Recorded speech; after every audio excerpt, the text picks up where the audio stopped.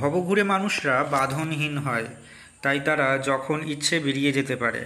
এই যেমন হঠাৎ ইচ্ছে হলো উত্তর কলকাতা সংলগ্ন টিটাগড় ও ব্যারাকপুরের অন্নপূর্ণা মন্দিরে চলে গেলাম।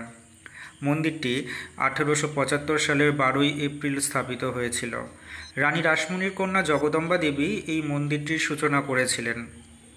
শোনা যায় স্বয়ং রামকৃষ্ণদেব তিনি নাকি জনসাধারণের জন্য এই মন্দিরটি খুলে দিয়েছিলেন। এখানকার যে মূল বিষয়বস্তু হলো, এই মন্দিরটি অনেকাংশে দক্ষিণেশ্বরের মতো দেখতে। দক্ষিণেশ্বরে যে মন্দিরটি রয়েছে মা ভবতারিণীর মন্দির, সেই মন্দিরটির আদলে এই মন্দিরটি নির্মিত। এখানে দক্ষিণেশ্বরে যেমন 12টি শিব মন্দির আছে, এখানে আছে 6টি। ওই দিনকে বেশ মেঘলা আকাশ ছিল, বেশ সুন্দর লাগছিল আবহাওয়াটা। তাই তো বেশ আনন্দের সাথে পুজো দিতে পারলাম। আবহাওয়া খুব সুন্দর, বেশ ভালো লাগলো। আর সাথে এখানে ছিল বেশ কিছু পায়রা, যেগুলো মনোমুগ্ধকর, খুব ভালো লাগছিল। নিঃসন্দেহে আমি সাজেস্ট করব যে এই মন্দিরে একবার ভিজিট করার জন্য। ধন্যবাদ।